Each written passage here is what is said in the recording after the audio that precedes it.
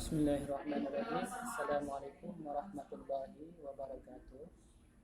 Allahumma shalli ala sayyidina Muhammad wa ala sayyidina Muhammad. Yang terhormat Bapak Syarif Saifuddin SPMM selaku dosen pengampu mata kuliah kewirausahaan. Baik, terima kasih.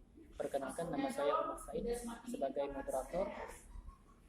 Langsung saja, saya di sini kelompok 4 yang akan membahas tentang peluang bisnis, peluang usaha bisnis, yang dimana akan disampaikan oleh para pemateri. Baik, langsung saja saya persilahkan untuk kepada materi untuk menyampaikan presentasinya. Bismillahirrahmanirrahim. Assalamualaikum warahmatullahi wabarakatuh. Perkenalkan, nama saya Rajuanto, saya kelompok 4, di mana kelompok 4 di sini akan membahas mengenai peluang bisnis digital. Nah, sebelum memasuki lebih dalam mengenai peluang bisnis digital, di sini alangkah baiknya kita harus mengetahui apa itu peluang bisnis. Oleh sebab itu, di sini saya akan sedikit menjelaskan mengenai apa itu peluang bisnis. Nah, peluang bisnis adalah suatu kejadian di mana seseorang ataupun sekelompok orang tersebut mendapatkan suatu kesempatan untuk menjalankan sebuah usaha ataupun sebuah bisnis. Nah, dan juga peluang bisnis ini merupakan suatu kesempatan ataupun waktu yang dimanfaatkan bagi seseorang wirausahawan mendapat keuntungan. Nah, banyak juga peluang yang disia-siakan sehingga berlalu begitu saja, karena tidak semua orang dapat melihat peluang, dan yang melihat pun belum tentu berani memanfaatkan peluang tersebut. Hanya saja seorang wirausahawan yang dapat berpikir kreatif, sehingga apa? Sehingga dia berani mengambil resiko peluang tersebut. Nah, peluang usaha yang telah diambil tentu akan memiliki konsekuensi. Nah, ya, maksudnya itu konsekuensi bagi pengambil keputusannya itu. Nah, jika berhasil dapat, maka akan dikatakan mendapat keuntungan. Namun, jika gagal, maka dia akan mendapat bagian dari risiko tersebut yang harus dihadapi. Namun demikian, hal itu dapat dijadikan pengalaman yang sangat berharga. Itulah bagi seorang pembisnis ataupun seorang wirausahawan, jika dia berani mengambil sebuah risiko, maka di situ juga dia akan mendapatkan apa yang dia inginkan. Mungkin itu saja yang bisa kami sampaikan. Lebih dan kurangnya saya mohon maaf. Selebihnya dilanjutkan oleh pemateri saya yang kedua. Bismillahirrahmanirrahim. Perkenalkan, nama saya Ismawati. Di sini saya sebagai pemateri yang kedua akan menjelaskan yaitu tentang unsur-unsur peluang bisnis baru. Di sini ada beberapa unsur, diantaranya yang pertama yaitu melihat apakah karakter bisnis yang akan dijalankan sesuai dengan karakter usaha diri pribadi. Hal ini perlu dilakukan karena kita harus mengenali karakter bidang usaha yang akan kita buat. Tujuannya untuk melihat apakah karakter dasar diri kita sesuai dengan karakter usaha kita. Yang kedua, melihat apakah diri kita menyukai usaha tersebut. Hal ini merupakan syarat mutlak bahwa seorang harus menyukai usaha yang akan digelutinya, lebih giat, tekun, dan pantang menyerah dalam menjalankan sehingga nantinya akan membuahkan hasil yang baik. Di sini memulai usaha dari hobi bisa menjadi pertimbangan, karena hobi biasanya merupakan suatu hal yang disukai, maka hobi bisa berpotensi menjadi usaha yang berhasil, tentunya dengan berbagai tambahan analisa lainnya. Yang ketiga yaitu lihat apakah diri kita mampu menjalankan usaha tersebut. Sangat penting bagi mampu menjalankan usaha tersebut.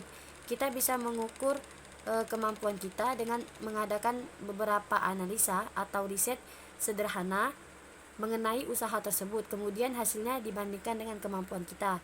Yang keempat yaitu kebutuhan akan sumber penemuan. Sebelum memulai sebuah usaha, ada baiknya kita melakukan pengamatan tentang kebutuhan pasar terhadap produk yang akan kita geluti. Pengamatan ini sangat berguna bagi panjang atau tidaknya umur usaha yang akan digeluti. Yang kelima, yaitu membuat inovasi baru, hal yang sangat dan selalu perlu dilakukan oleh seorang wirausaha, yaitu melakukan inovasi yang dapat dilakukan untuk sebuah produk yang akan dijalani.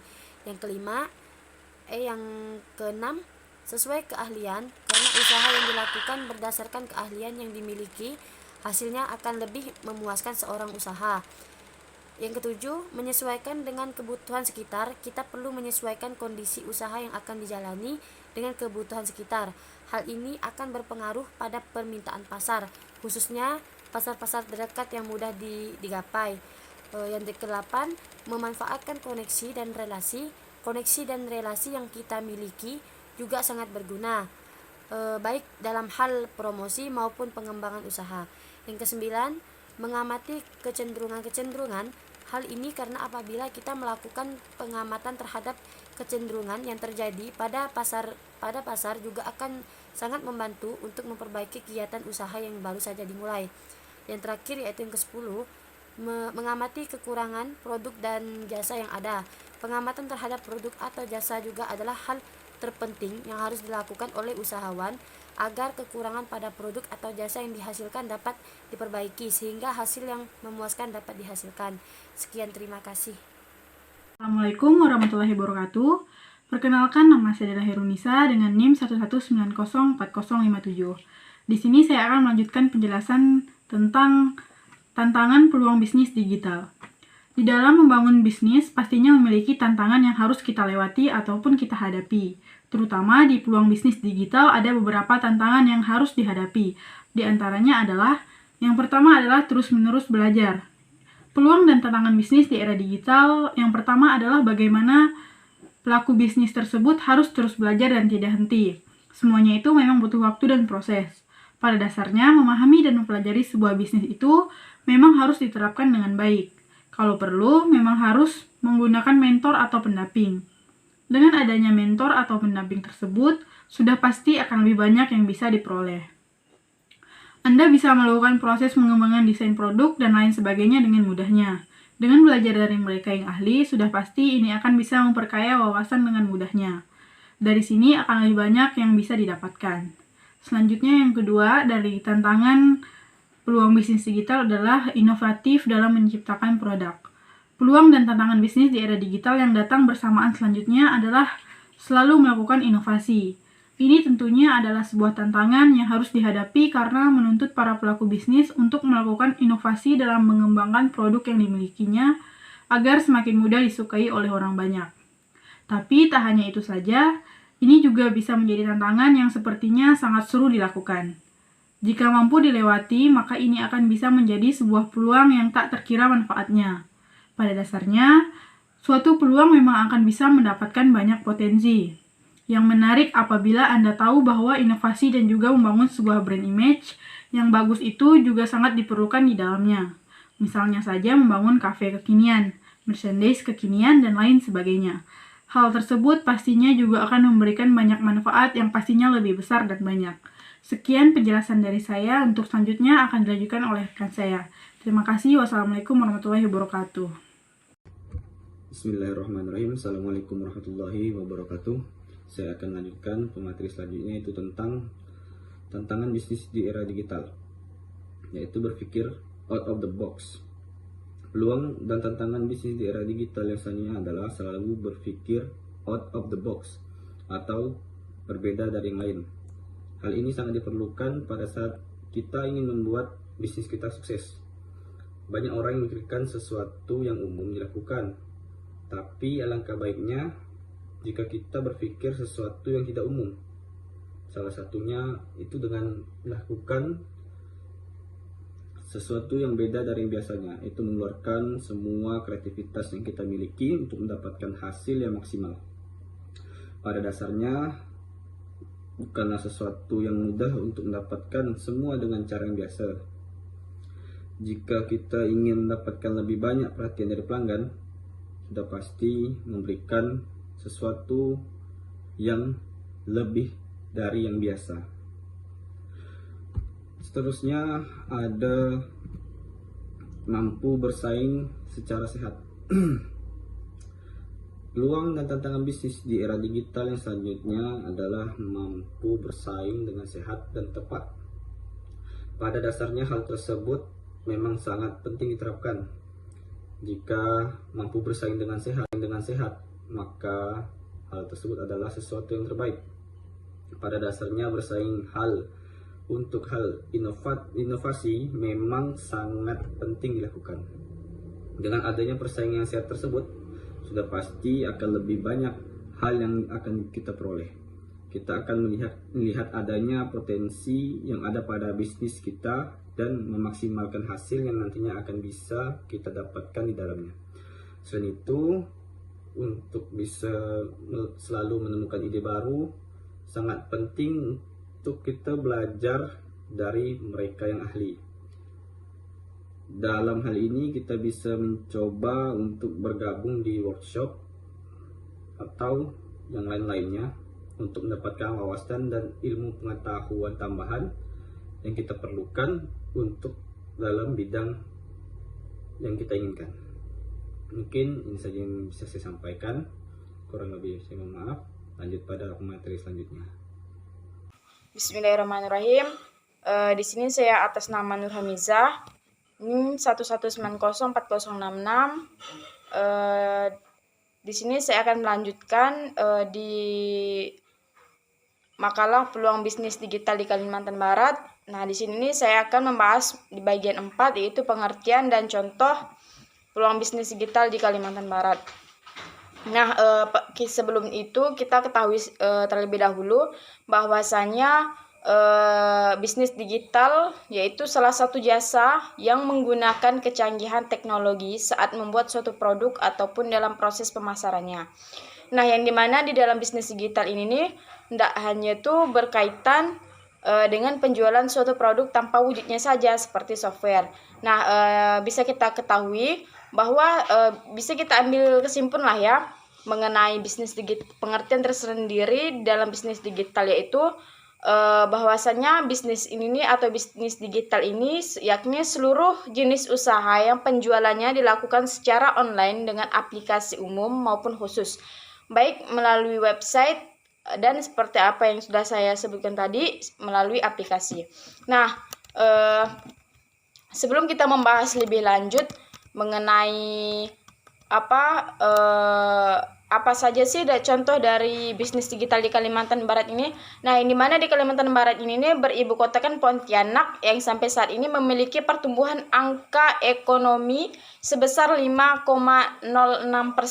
Dengan presentasi perekonomian tersebut didukung dan ditopang oleh 4 sektor utama, yakni pertanian, pengolahan, perdagangan, dan konstruksi-konstruksi yang turut mendukung kenaikan presentasi perekonomian di Kalimantan Barat.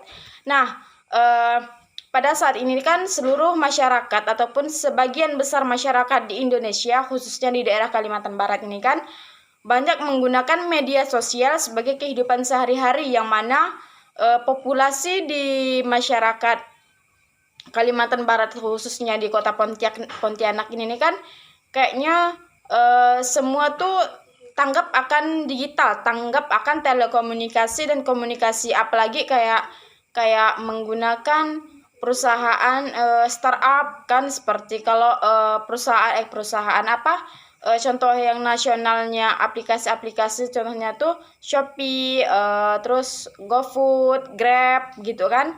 Nah, yang untuk mendukung di Kalimantan juga ada yang mana diciptakan oleh ide-ide kreatif oleh anak-anak remaja yang ada di kota Pontianak. Nah, di sini yang bisa saya ambil contoh apa aja sih yang produk-produk digital yang bisa dihasilkan oleh remaja-remaja maupun anak-anak muda di Pontianak, Kalimantan Barat ini nih, yang saya ketahui secara umum diperkenal oleh masyarakat Kalimantan Barat. Yang pertama itu tuh namanya game Sayaki. Nah, yang dimana game Sayaki ini nih dirilis kalau tidak salah di tahun 2020 ya, terus launchingnya itu di tahun 2020, yang mana ketika diproduksi game Sayaki ini nih pada tahun 2019. Nah, cukup pernah trending Gen Sayaki sehingga menaikkan persentase perekonomian berbasis digital di Kalimantan Barat. Nah, untuk yang kedua yaitu Kojek. Kojek ini sama dengan Gojek, kayak Grab yang berbasis angkutan kayak ojek online gitulah ya, melalui aplikasi yang bernama Kojek. Nah, di sini nih mungkin belum terlalu familiar oleh masyarakat di Pontianak karena Kojek ini berbasis digital, tidak seterkenal seperti seperti aplikasi startup yang dimiliki kayak Gojek itu kan sudah startup nasional. Kalau ini kan hanya berbasis di Pontianak saja. Untuk yang Kojek ini belum ada keterangan secara umum atau khusus bahwasanya masih nggak sih beroperasi secara operasional sampai saat ini. Nah, untuk angkuts ini nih dari beberapa yang saya ketahui bahwasanya untuk aplikasi angkuts ataupun juga ini nih berbasis online juga ya, angkutan berbasis online yang mana untuk angkuts ini nih lebih banyak digunakan oleh mahasiswa yang ada di Kota Pontianak. Nah, untuk yang ketiga jenis basic ini nih yang mana tuh contoh kecil di mana ditemukan pada saat ini baru-baru ini 2 tahun terakhir sebagai aplikasi dan game buatan developer lokal. Nah, developer lokal Kalimantan Barat khususnya Kota Pontianak yang mana sebagai bukti industri kreatif digital menjadi peluang bisnis yang cerah. Berarti sudah ada arahan menjadi peluang bisnis yang cerah di antara ketiga jenis produk digital yang dituangkan di dalam makalah tersebut.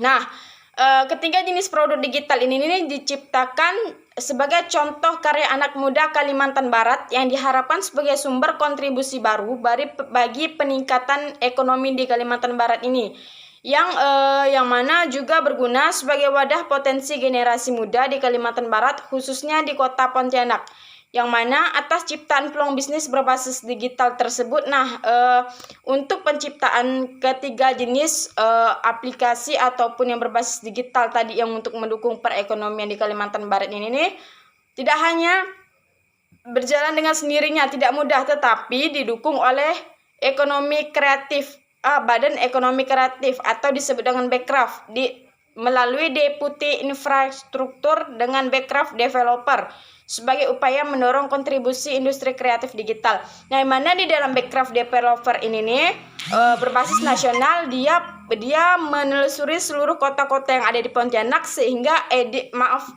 seluruh kota-kota yang di Indonesia agar anak-anak muda Indonesia itu tuh terutama khususnya di masing-masing daerah, masing-masing kota bisa menciptakan basis developer, basis aplikasi yang mendukung perekonomian industri digital di daerah masing-masing.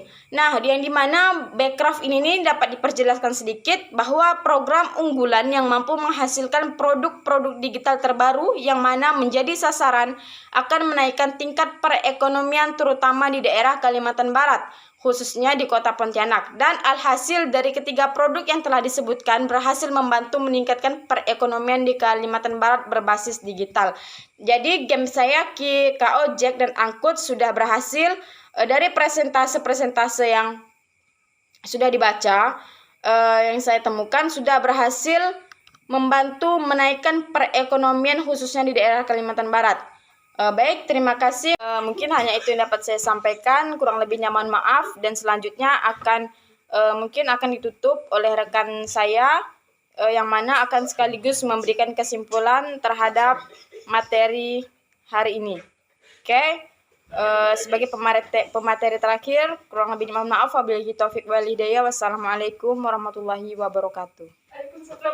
Baik, terima kasih kepada saudara pemateri yang telah menjelaskan secara detail dari kelompok 4. Baik, saya selaku moderator akan menutup diskusi ini dengan membacakan kesimpulan yang dimana tadi di atas yang dijelaskan oleh para materi menjelaskan tentang dari mulai pengertian tentang bisnis, peluang bisnis, tentang unsur-unsur dan sebagainya. Nah, di kesimpulan ini saya menyimpulkan bahwa peluang bisnis itu sangat penting untuk melakukan usaha berbisnis dengan cara apapun. Seperti itu. Sekian dari saya. Wallahul muwaffiq ila aqwamit thoriq. Assalamualaikum warahmatullahi wabarakatuh. Saya kembalikan kepada dosen pengampu Bapak Syarifuddin, STMM.